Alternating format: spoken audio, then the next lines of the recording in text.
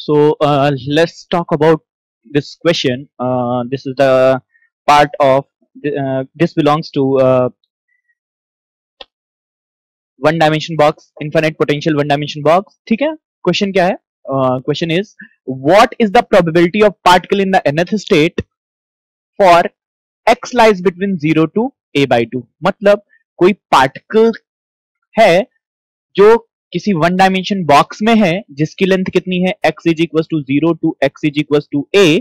अब ये कैसे पता चलेगा उसकी लेंथ a ही है? क्योंकि देखो हमने बताया था वेव फंक्शन जो होगा square root 2 upon width upon sine into sine n pi x upon width. तो ये नीचे वाला पार्ट विड्थ का है, तो विड्थ कितना हुआ 0 से a. लेकिन आपको प्रोबेबिलिटी बतानी है कहां से? 0 से a/2, मतलब आधे बॉक्स में पार्टिकल के पाए जाने की प्रोबेबिलिटी बतानी है. ये कितना x is equal to a/2 है. ठीक है ना. वैसे तो आप इसको बिना सॉल्व किए भी बता सकते हो. अभी हमने आपको इससे जस्ट पहले आपको बताया था कि प्रोबेबिलिटी का कर्व कैसा होगा. हमने आपको दिखाया था प्रोबेबिलिटी का कर्व सॉल्व करके, मतलब निकाल करके दिखाया था. तो ये n इज इक्वल टू 1 है ground state, n is equal to 2 है, ये n इज इक्वल टू 3 है, इनफाइनाइट पोटेंशियल वेल है. ठीक है ना. ओके. तो हमने बताया था आपको ग्राउंड स्टेट की प्रोबेबिलिटी का प्लॉट कैसे बताया था, वो ऐसे कुछ था. ठीक है ना. और ये वैल्यू जो थी किसके बराबर थी? 2/a के बराबर थी. ठीक है ना. फर्स्ट एक्साइटेड स्टेट की प्रोबेबिलिटी कितनी थी? ऐसे कुछ थी प्लॉट. अरे बोलो. ठीक है ना. इसकी वैल्यू भी कितना था? 2/a ही था. ठीक है ना. 2/a ही था. और थर्ड एक्साइटेड स्टेट की भी प्रोबेबिलिटी जो होगी वो क्या होगी? कुछ 1/3 करके होगा, something like that, something like that, ऐसे कुछ होगा. ठीक है ना. तो अगर आप 0 से a/2 देखो या a/2 से a देखो, अगर हम हाफ रीजन की बात करें, अगर इस रीजन में बात करो तो जितना देखो लेफ्ट हैंड साइड में है प्लॉट प्रोबेबिलिटी का, ये प्लॉट सारे के सारे जो प्लॉट है वो किसके हैं? सारे के सारे ये जो प्लॉट हैं किसके हैं? मॉड ऑफ साई स्क्वायर के हैं. ठीक है ना. प्रोबेबिलिटी डेंसिटी के हैं. ठीक है ना. तो जितना लेफ्ट साइड में है उतना ही राइट साइड में है कि नहीं है?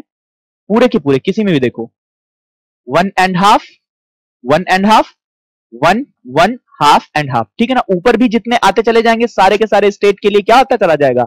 हाँ, मतलब कितना आता चला जाएगा? इक्वल आता चला जाएगा. प्रोबेबिलिटी जो होगी इस ओरिजिन के अबाउट, मतलब इसके मिड पॉइंट के अबाउट हमेशा क्या होगी? आधी इधर होगी आधी इधर होगी. वैसे तो इसका आंसर जो आएगा वो कितना आएगा? आंसर तो सीधे सीधे आपका कितना आ जाएगा? 1/2. ठीक है ना. ये तो हमने ग्राफ से देख लिया. जब हमें ग्राफ पता है तो, मान लो ग्राफ नहीं मालूम है और हमें इसकी प्रोबेबिलिटी निकालनी है, तो हम कैसे निकालेंगे? हमें पता है प्रोबेबिलिटी का फॉर्मूला, हम सीधे सीधे फॉर्मूला लगाएंगे और इसको सॉल्व करेंगे. ठीक है ना. देखते हैं कैसे, और देखते हैं क्या ये इस वैल्यू को सेटिस्फाई कर रहा है या नहीं कर रहा है. ठीक है ना. चलिए. अच्छा, वेव फंक्शन को नॉर्मलाइज करने की जरूरत है? नहीं. क्यों? हमें नॉर्मलाइज वेव फंक्शन पहले ही पता है.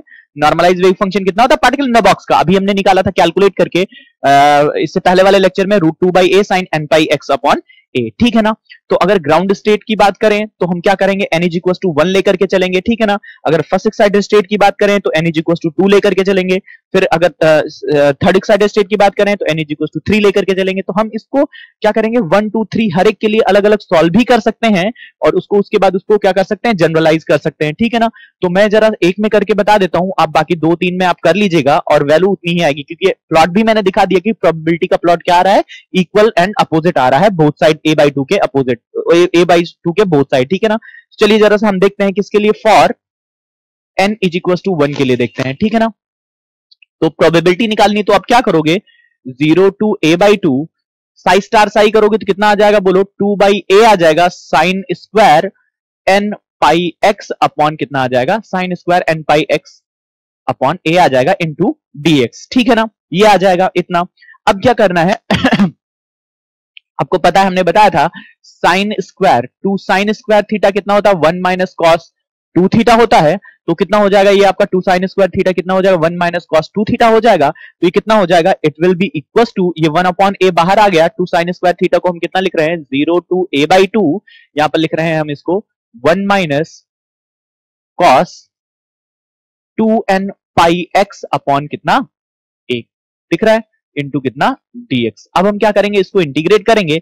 चलिए जरा सा देखते हैं कितनी वैल्यू आएगी. ये कितना हो गया? 1 अपॉन a हो जाएगा. और जरा पहला टर्म इंटीग्रेट करेंगे, देखिए कितना आएगा. पहला टर्म इंटीग्रेट करेंगे तो x आएगा. लिमिट कहां से कहां तक होगी? 0 टू a/2 माइनस, देखिए जरा सा कितना हो जाएगा? cos का कितना हो जाएगा? साइन 2n पाई एक्स अपॉन कितना a होल डिवाइडेड बाई कितना हो जाएगा आपका 2n पाई अपॉन a, ठीक है ना। लिमिट यहां पर भी 0 से a बाई 2 ही रखेंगे, ठीक है ना। अब देखिए जरा upper limit minus lower limit रखते हैं, तो अपर लिमिट रखेंगे a cancel, 2 cancel, sine n pi 0 होता है। लोअर लिमिट रखेंगे 0 रखेंगे, साइन 0 0, तो अल्टीमेटली ये टर्म कितना हो जाएगा 0 हो जाएगा। ये कितना होगा, अपर लिमिट माइनस लोअर लिमिट करेंगे 1/2 आएगा, तो 1 upon a into a by 2, ये कितना आ गया आपका 1/2 आ गया, ठीक है ना। तो प्रोबेबिलिटी आपको कितनी पता चल गई, दिस इज द प्रोबेबिलिटी। तो प्रोबेबिलिटी आपको पता चल गई कितनी 1/2। ये तो किसके लिए हुआ, n इज इक्वल टू 1 के लिए हुआ। अच्छा जरा बताओ, अगर n इज इक्वल टू हम 2 लेंगे तो क्या अंतर आएगा। मान लो अगर हम 2 ले लेते हैं, या तो वैसे हमने n लिया था, n के लिए भी 1/2 आ गया nth स्टेट के लिए। अगर चाहे तो हम 1 2 3 मतलब यहां पर हमने जनरलाइज कर दिया ना, nth स्टेट के लिए निकाल दिया, ठीक है ना। मतलब nth स्टेट के लिए मतलब n पर डिपेंड नहीं कर रहा, किसी पर भी लो आपको प्रोबेबिलिटी कितनी मिलेगी 1/2 ही मिलेगी। चाहो तो 1 का n इज इक्वल टू 1 रख करके, n इज इक्वल टू 2 रख करके, n इज इक्वल टू 3 रख करके आप सेपरेटली निकाल लो, उसके बाद जनरलाइज कर दो, तब भी कितना आएगा 1/2 आएगा, ठीक है ना। तो इस आप ऐसे याद रखना, अगर आपका एसिमेट्रिक पोटेंशियल वेल है, वैसे ये सिमेट्रिक में भी होता है, चाहे सिमेट्रिक हो चाहे एसिमेट्रिक हो, हाफ ऑफ द वेल में पार्टिकल के पाए जाने की प्रोबेबिलिटी कितनी होती है, अप टू n कितनी होती है 1/2 होती है लेफ्ट हाफ में, ठीक है ना। लेफ्ट हाफ में 1/2 होगी तो राइट हाफ में कितनी हो जाएगी 1/2 हो जाएगी, ठीक है ना।